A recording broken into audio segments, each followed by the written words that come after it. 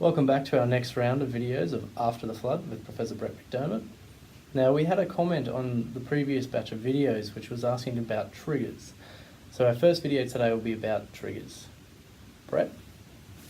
Well, Brendan, thanks for coming back and asking some more questions, and I hope the first round of videos was interesting. So let's talk about triggers.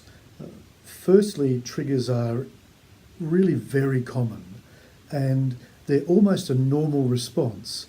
So although most of us don't like fear, fear is actually really important. If you're not scared about fire, you might get burnt. If you're not scared about, cold, you might go out and freeze to death. Fear is actually really very important.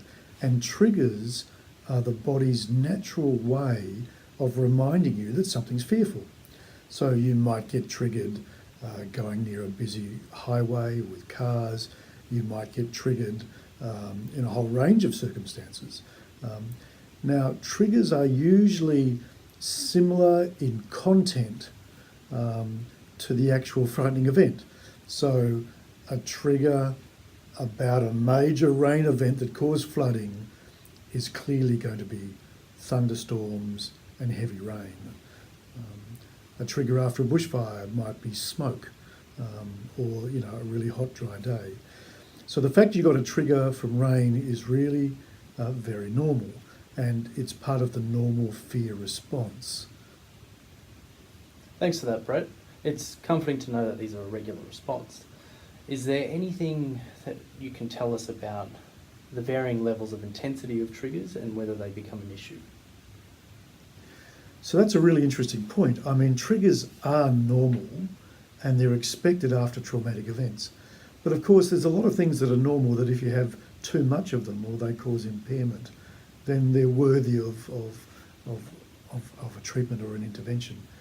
The kind of rule of thumb is if a trigger leads to acute anxiety very frequently, so you're having it maybe 2 or 3 times a week, or if a trigger leads to such a big level of anxiety and distress that it causes you to change your behaviour, then that's actually really important and you should take notice of that. So just to elaborate a little bit more, if you are so worried about triggers from rain that you stop leaving your house, that's actually a big problem. If children stop going to school, well, that's not going to be good for their education. If you don't go out to your job, that's obviously going to be an important problem for you and your family. So if you're having a lot of triggers that cause distress, or if you're having a smaller number of triggers but they cause impairment, they stop you from doing things, then I think they're things that you should talk to your GP about.